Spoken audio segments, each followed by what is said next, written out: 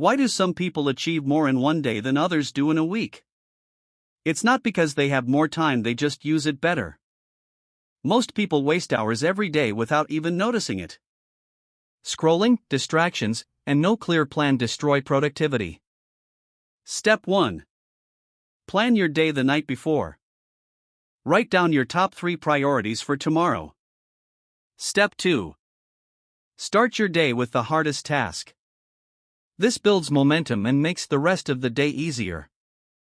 Step 3. Use time blocks. Focus on one task for 3,060 minutes without distractions. Step 4. Remove distractions completely.